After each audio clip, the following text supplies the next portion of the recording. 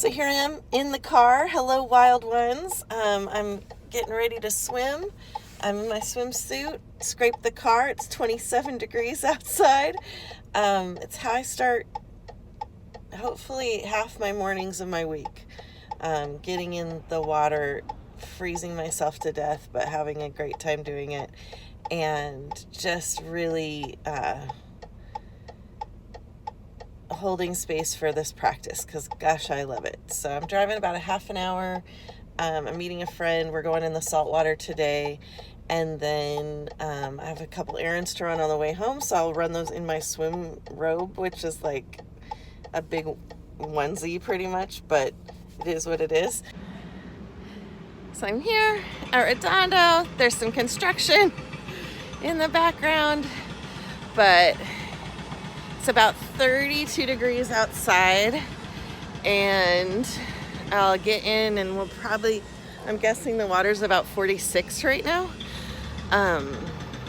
So it doesn't feel any warmer. People are like, oh, is it warm when you get in? And definitely not. But we have some scuba divers getting started, and there's a guy out there fishing, or a person out there fishing.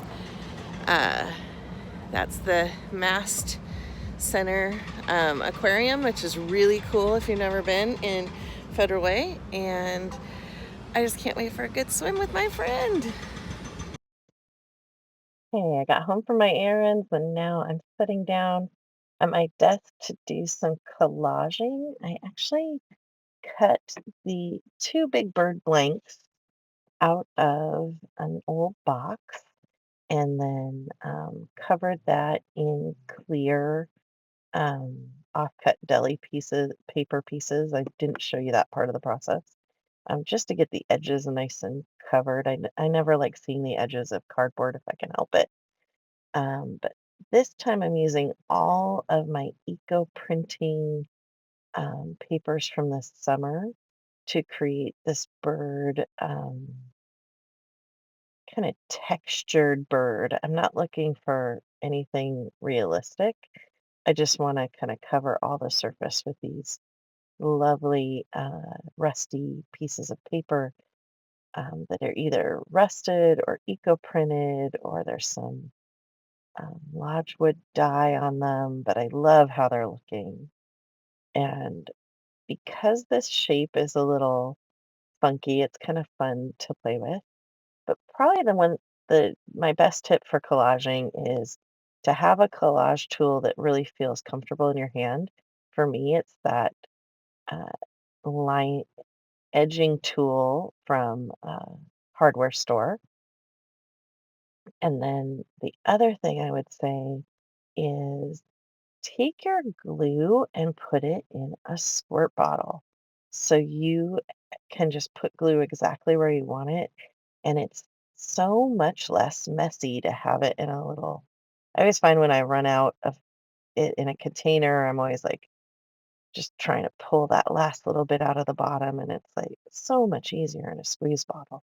I feel like that's a real game changer this year in my practice. And I love going off the edges and then just flipping it around with the tool to the back side.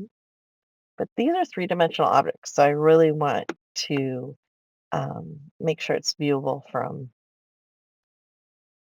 both sides. And I end up covering the front and the back of the birds, but the back's done really just to cover in case I hang it in a place that has some view from the back.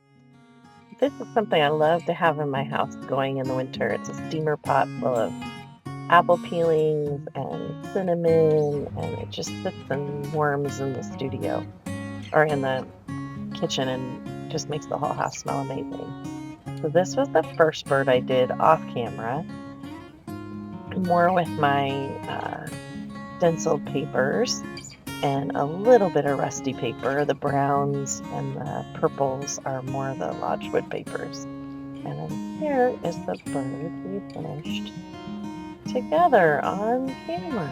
And oh my gosh, I love how it turned out. That washer eye is perfect. And then a little bit of stamped paper in there, but mainly all of those gorgeous eco prints. And I love how they turned out. They're really blessing us this Christmas season. It's bringing in that peace feeling.